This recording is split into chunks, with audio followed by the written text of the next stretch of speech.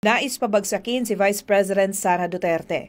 Ito ang nakikita ng political strategist na si Malu Tiquia sa mga nangyayaring galawan sa Kamara simula nung nag-umpisa ang budget hearing. Matatandaan na kwenestyon ng mga mambabatas ang 125 million pesos na confidential funds na natanggap ng Office of the Vice President mula sa Office of the President. Gayon din ang hiling ng OVP at Department of Education na CIF para sa susunod na taon. Maliban dito, naging maugong din ang planong impeachment laban sa pangalawang Pangulo. Na-notice namin every Monday for the past 4 weeks, merong nangyayaring ganyan.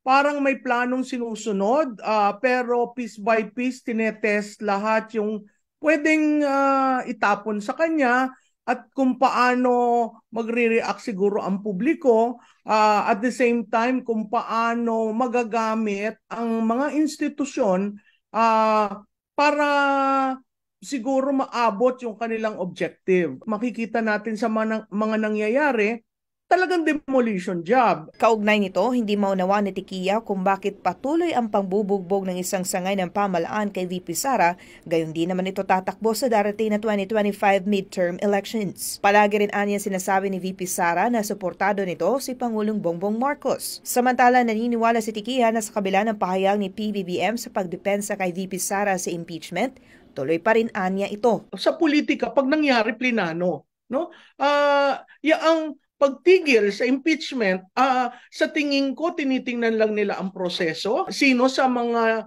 legislators na kasama nila ang pwedeng tumimon sa ganong effort. Yung impeachment naman, kung meron kayong issue, pwede naman yung dalhin dyan.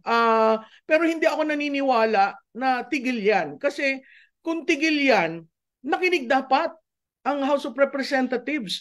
Maaga pang sinabi ni Presidente, nakinig sana. Hindi naman nakikinig, patuloy pa rin eh. So, itong ICC, nagulat ako. Itong sa SMNI, nagulat rin ako doon. So, makikita mo parang yung mga kaalyado o tumutulong kay BP Sara, tumutulong in the sense na lahat naman ng politiko pwedeng magsalita. Pero ito, hindi ako naniniwala na tapos yan.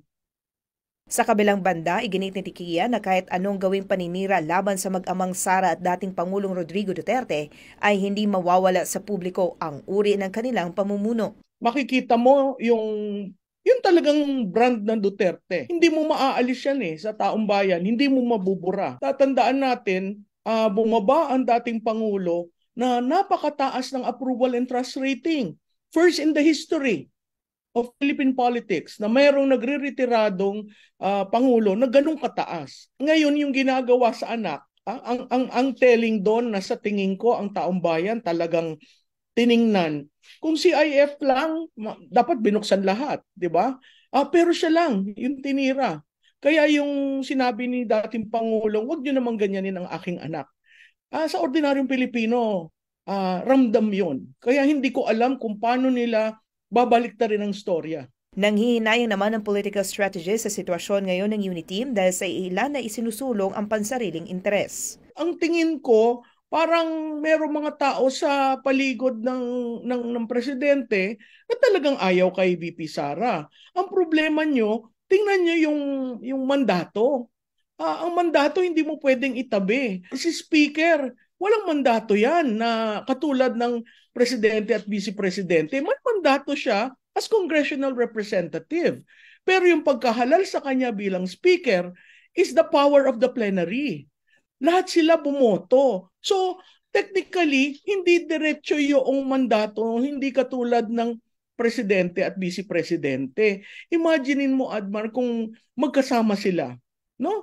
Imaginein mo yung ekonomiya. Hindi stunt ang 20 pesos per kilo. Kaya nakakapanghinayang kasi nandun yung mandato eh. Bakit ba pilit isatabi yung mandato at sirain yung isa? Para sa Diyos at sa Pilipinas kong mahal, ako si Valdivino Gracia, SMNI News.